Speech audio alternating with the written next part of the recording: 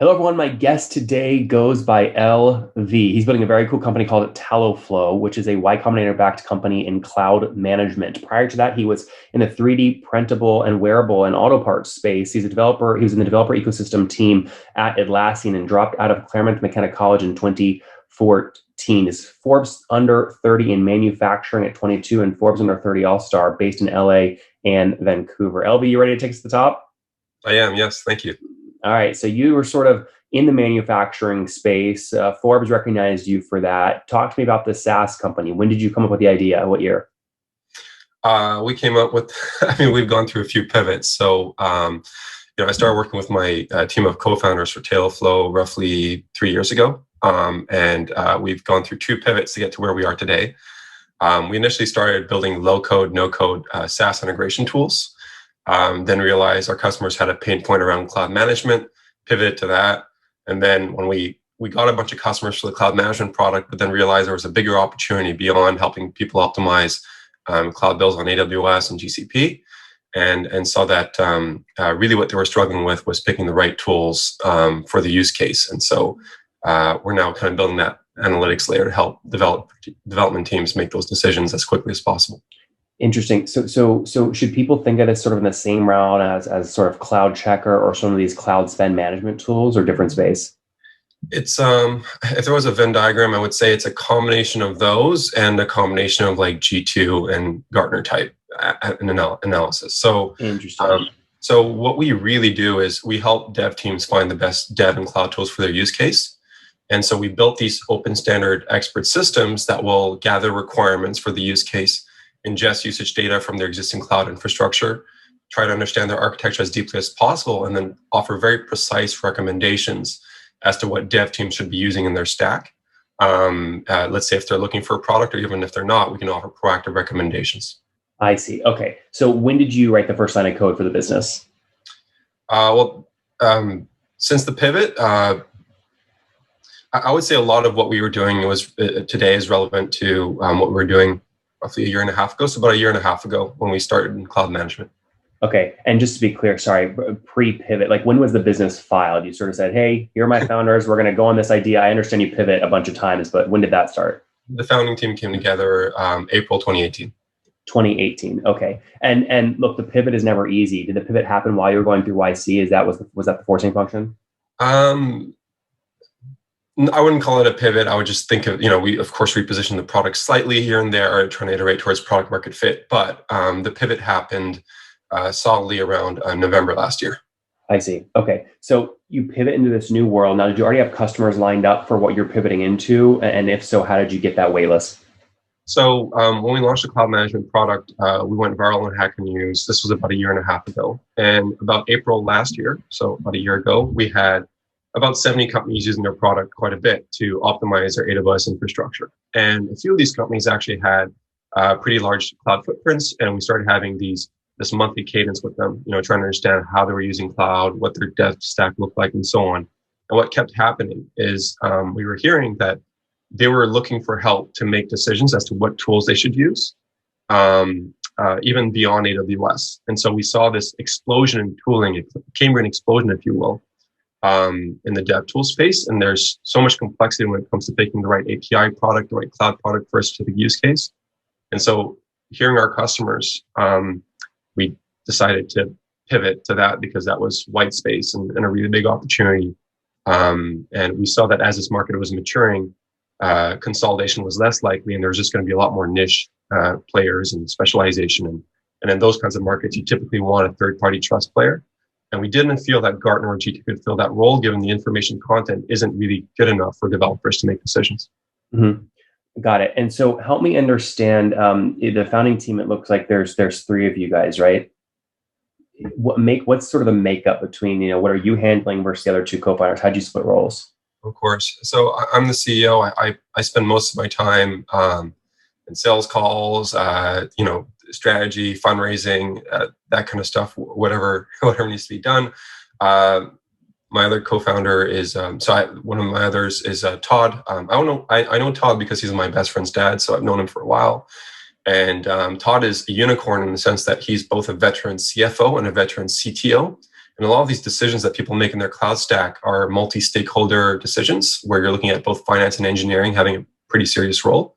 And so he's able to harmonize the language between those two. And he's a pretty great founder himself, having taken multiple companies to 20, 30 million ARR himself. Jason, my other co-founder, I actually worked with at my last company, Weave. He was our first non-technical hire, helped us get to 1 million ARR. Then became the head of product at a fintech called Grow, which is based in Canada. They had an exit to ATB Financial, but Jason, helped build some of the first public cloud projects at some of the major FIs in Canada. And in our experience, here's a consistent pattern: is we've all sold APIs of various sorts. So even at my last company, Weave, I was selling an API to the major CPG firms and health and fitness firms to help them with 3D customization as well. And Jason was selling fintech APIs to the banks. So we understand both vendor and buyer pain points very well. You mentioned you're spending your time on fundraising. So how have you funded the company to date? Well, fundraising through pivots is tough. We've kept the same cap table since the very beginning. We've done a tiny bit of cleanup for sure, but I would say this: we've just tried to find high value angels. That's been our focus until very recently, where we did get the involvement of 2 firms, Voyager Capital and Wonder Ventures. And YC Continuity also participated in our last round. We've raised 2.4 million to date, and $1 million was raised just a few months ago. Got it. And so what, obviously you did the pivot, you then show some traction, then you're able to go raise the additional $1 million just a couple months ago, right? So I want to dive sort of deeper into the product now. So when you started the pivot and you started onboarding those first couple customers, you said last year 70 customers, was it customers or just free users on the platform you were learning from? Yeah, free users on the platform, about 11 of them were paying. Yep. So that's what I want to talk about, right? There's this beautiful time where you go from like learning mode to like, okay, now you want to earn, and how do you politely ask these folks to start paying who have helped you really shape the product? How did you do that? The first thing was to offer as white glove a service as we could. The way I would pitch it is like anything you need, cloud related or dev tool related, any question you have, talk to us. And one of the main drivers for that was actually a shared Slack channel between our team and their team. And we just found that through these trial periods or extended pilots, people would ask questions again and again and again. And slowly they learned we were invaluable. And that helped us establish a monthly cadence where pretty much large swaths of a dev team will be on a Zoom call with us. And we kind of do a whole overview of the stack. And when that cadence came into play, we started learning what kind of tooling people need in very targeted ways. And the question really became hey, if I built this for you, will you pay us? And that's how we started getting customers to say yes. Love that. But yeah, definitely offered a ton of white glove service before we even got there. And how are you pricing? What are these customers paying on average per month to use the tech? I have no standard pricing model. It's I try to get a percentage of cloud usage, kind of low digits. Overall, so think of it, if you're spending $100,000 a month on cloud spend, I'm going to try to get $1,000 to $2,000 of that at least. Okay. But it really depends. I have revenue coming from 2 different sides of the market right now. I have revenue from the demand side. I have revenue from the supply side as well. We have cloud vendors that pay us as well for buyer intent data and for data on how they can better position their product in the market as well. Interesting. Okay, and how many now customers are you serving today? Less customers, but more revenue from each. So we have 8 paying customers. Yeah. Got it. So down from 11 to 8, but you've scaled up, right? Which makes sense because if their cloud spend increases and you're taking 1% to 2%, you sort of make more money there. So I guess, is that the plan moving forward? Less customers, higher volume prices, higher ACV? The plan going forward is to really focus our business model on monetizing the cloud vendors. And so I expect that we're going to have a painful few years where we're going to be more focused on the flow we can get through the platform for the cloud vendors while we learn how to monetize them. And sometimes you have to meet a threshold, similar to G2, right, where they had to meet a threshold before they could really monetize the buyer intent data at a large enough scale. So we're just prepared for that.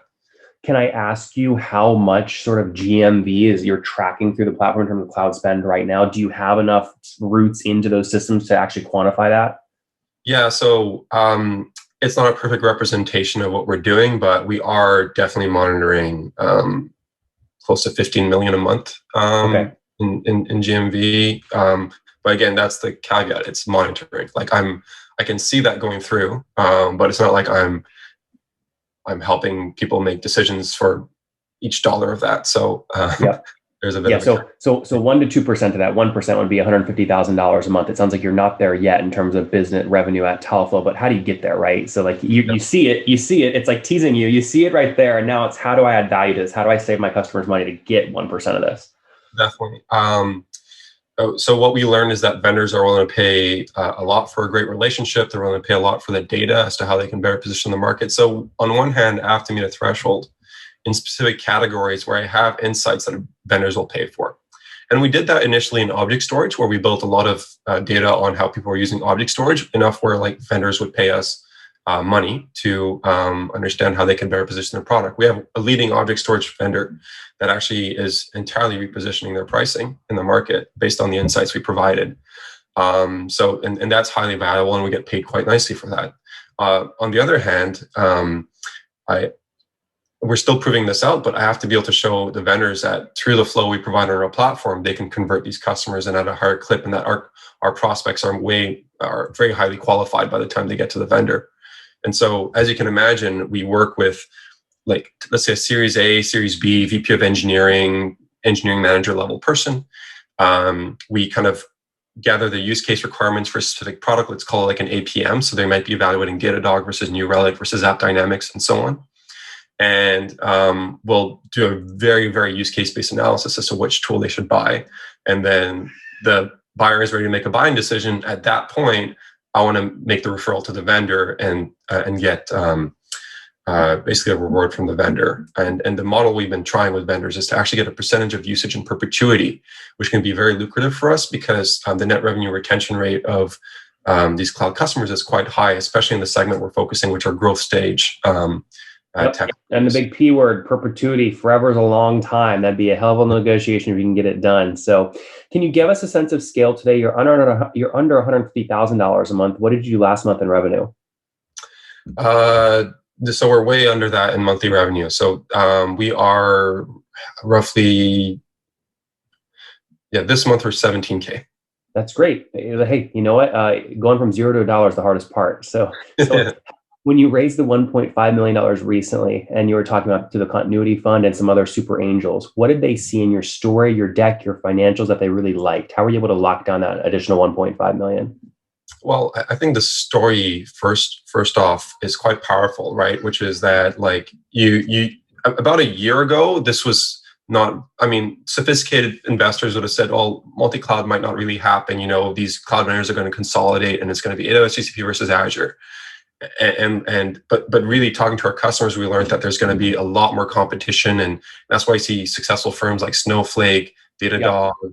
You know, like, these decisions are everywhere, and there's never like a de facto answer. We're learning, like, there's a lot of analysis that goes into these decisions, and no one was powering that. So I used to give a couple of analogies. I used to say, look, like, you're not going to buy a car without a Carfax report. We want to kind of be that player in the space for cloud, where every decision has to go through us, and we're that hub where decisions happen for cloud. And over time, the vision is that we're going to automate a lot more of those decisions. Right now, they're more static and sticky, but as cloud commoditizes, and as certain parts of cloud commoditize, and as vendor lock-in gets lesser and lesser with standards like Kubernetes and Istio taking shape, we'll probably be able to be a much more active decision-making tool than we are today. And I think that's a very big vision where, even the cloud vendors that are at our mercy when it comes to getting their deal flow. So if you get enough volume, then yes, you certainly have pull there. We'll see what happens. As we wrap up here, talk to me just quickly about team size. How many folks full time? We're 5. 5. Okay. And I assume burning capital as you drive growth. Mm-hmm. How many engineers? 3 engineers, head of product, and myself. Yeah, that's great. Very good. All right, LV, let's wrap up with the famous 5 here. Number 1, favorite business book? Think and Grow Rich. Number 2, is there a CEO you're following or studying? Yes. I would say that would probably be I mean, of course, I like Stuart Butterfield a lot, so that would be one. Yeah. Number three, what's your favorite online tool for building Talaflow? Oh, Google Sheets. Number four, how many hours of sleep do you get every night? I had a baby a couple of weeks ago, and I have a toddler, so it's been so maybe like two or three. I was going to say, I heard him in the background. I was going to ask you how many. So married and how many kids? Two kids? Yeah, married with two kids, one, two, and one just a few weeks old. Wow. My wife's water broke 2 hours after I pitched on demo day, so it's crazy. Oh my gosh, that is wild. Okay, and how old are you? I'm 28. 28. Last question. What's something you wish you knew when you were 20? To spend more time thinking about what I want to do before I go ahead and do it. Guys, there you have it. Taloflow.ai launched, call it back, code written in team form back in 2018, pivoted a few times majorly, really about 18 months ago, now helping folks understand what tech they should be using based off their specific use cases. They're working with 8 enterprise customers right now, have vision directly into $15 million a month of sort of cloud spend. The question is, can they get 8% of that cloud spend as their revenue stream? Currently doing 17 grand a month, about $2.4 million raised to date. LV, thanks for coming on and thanks for taking us to the top. Thank you. Take care. One more thing before you go. We have a brand new show every Thursday at 1 p.m. Central. It's called Shark Tank for SaaS. We call it Deal or Bust. One founder comes on, 3 hungry buyers, they try and do a deal live, and the founder shares back-end dashboards, their expenses, their revenue, ARPU, CAC, LTV, you name it, they share it. And the buyers try and make a deal live. It is fun to watch every Thursday, 1 p.m. Central. Additionally, remember, these recorded founder interviews go live. We release them here on YouTube every day at 2 p.m. Central. To make sure you don't miss any of that, make sure you click the subscribe button below here on YouTube, the big red button, and then click the little bell notification to make sure you get notifications when we do go live. I wouldn't want you to miss breaking news in the SaaS world, whether it's an acquisition, a big fundraise, a big sale, a big profitability statement, or something else. I don't want you to miss it. Additionally, if you want to take this conversation deeper and further, we have by far the largest private Slack community for B2B SaaS founders. You want to get in there. We've probably talked about your tool if you're running a company or your firm if you're investing. You can go in there and quickly search and see what people are saying. Sign up for that at nathanlatka.com/Slack. In the meantime, I'm hanging out with you here on YouTube. I'll be in the comments for the next 30 minutes. Feel free to let me know what you thought about this episode. And if you enjoyed it, click the thumbs up. We get a lot of haters that are mad at how aggressive I am on these shows, but I do it so that we can all learn. We have to counter those people. We got to push them away. Click the thumbs up below to counter them and know that I appreciate your guys' support. All right, I'll be in the comments. See ya.